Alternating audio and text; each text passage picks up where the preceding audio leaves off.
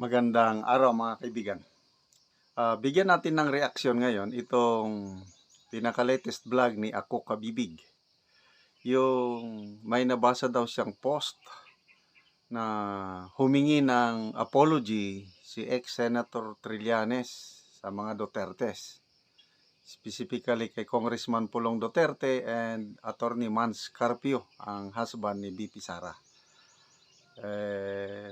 Allegedly, related ito sa na-file na kaso, libel case sa kanya, humingi daw ng apology.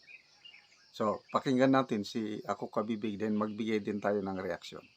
At trending na pinag-uusapan ngayon, si Trillanes, dahil daw ay humingi ng tawad si Trillanes kay Congressman Pulong Duterte at Attorney Carpio.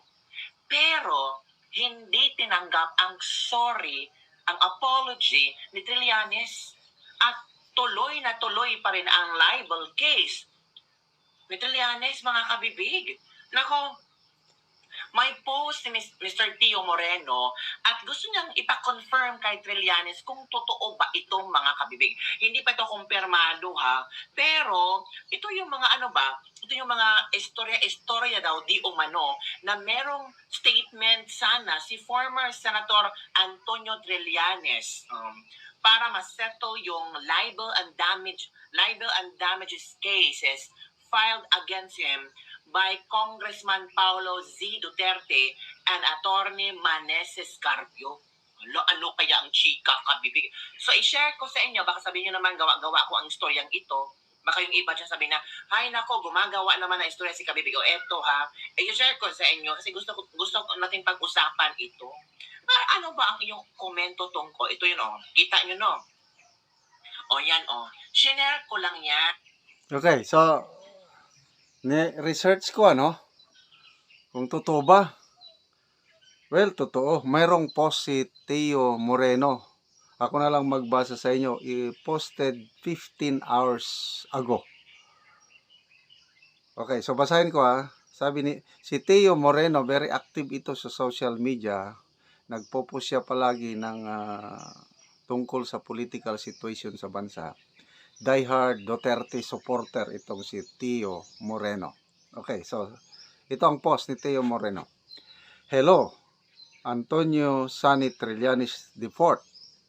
Can you please confirm the veracity of this statement?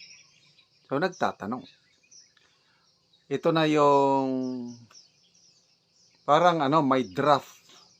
Ang basihan nito is a draft only for discussion titled Statement of Former Senator Antonio F. Trillanes IV regarding settlement of libel damages cases filed against him by Congressman Paulo Duterte and Attorney Maneses Carpio. Okay. So ito yung draft. Lumalabas na parang statement ito ni Senator Trillanes. After the hearing, I asked my lawyer to convey to Congressman Duterte through his lawyers my sincere and heartfelt apology to Congressman Duterte and Attorney Carpio and the respective family for the unintended consequences that our bitter public spat may have caused them. For whatever it was worth, I wanted them to know that it was never my intention to hurt or cause undue pain to their families. Also, upon the passing of time, I realized that my accusations against Congressman Duterte and Attorney Carpio were unfounded, for which I offer my sincere apology. Okay. Plot twist, sabi ni Tio Moreno. Hindi tinanggap ni Congressman Pulong and Attorney Mans yung apology. Is that the reason why may biglaang kambyo ang mga public statements mo ngayon? The people want to know, thank you. So, yun, nananawagan si Teo Moreno na i-confirm or i-deny ni Senator Trillanes ito. Sandali may ipinos si Teo Moreno na parang nagsasalita si Trillanes. Kung hindi niya ma-impeach Ito. si Sara.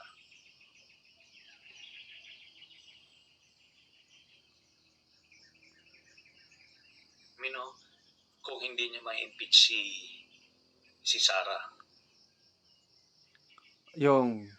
Itong latest statement ni Trillanes, sinasabi niya na delikado ang PBBM admin.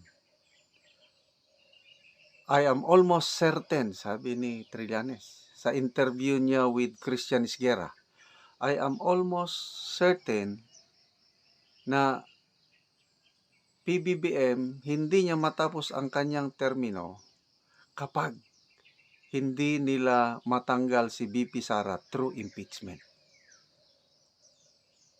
Ganun, biglang kambyo ang kanyang statement. Parang pumapabor na kay BP Sara. Ano pa? Yung sinasabi ni Trillanes na naririnig ko, delikado, umuugong sa PMA chat groups na merong mga premiers na parang kinakausap na ng iba't ibang grupo na para bang yung pahiwatig lang niya ito, yung pagkakaintindi ko lang na ino-offeran ng something na kung makaupo si Sara, mabibigyan ng position, and very tempting yung offer na posibleng mahirap i-resist at i-take nila yung offer. Kaya medyo delikado ang PBBM admin, sinasabi niya. Kaya biglang kambyo. Nagtatanong lang naman si Teo Moreno. Dahil ba sa hindi tinanggap yung apology? Dahil tuloy-tuloy ang kaso? So, yun ang tanong. So, ano ba ito? Mayroon pang post si Teo Moreno na ito, ganun pa rin. So, magbasa tayo ng mga comments sa post ni Teo Moreno.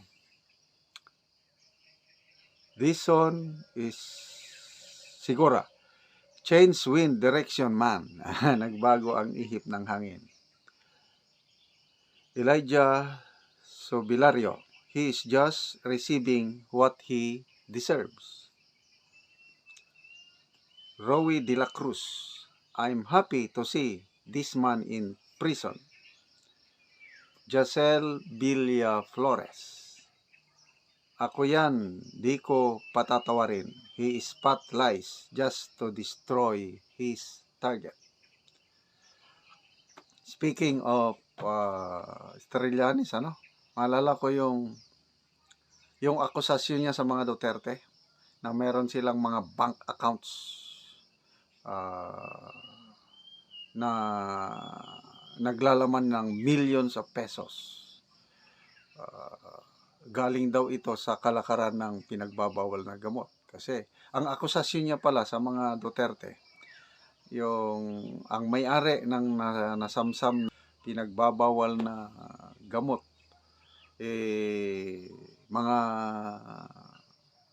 ang may pakana nito is si Attorney Carpio at saka si Congressman Paulo Duterte. Yun yung kanyang akusasyon. Matagal na yun. Panahon pa ni PRRD bilang Pangulo. Dininay ng dalawa. At yun na nga, nag-file sila ng kaso against kay Trillanes. So, yun. Hindi nila tinanggap allegedly ang apology, kaya tuloy ang kaso. So, sana magbigay ng statement si ex-Senator Trillanes. I-deny lang niya, gano'n lang. And most likely, i-deny niya ito But you see, itong si Tio Moreno, marunong mag-research eh. Ang dami niyang nakikita na mga itinatago at ngayon lang lumalabas dahil age of social media na ngayon. Madali na lang i-research yung mga previous statements, kung anong mga nagawa mo noon. So, iba na talaga ang panahon ngayon, itong age of social media.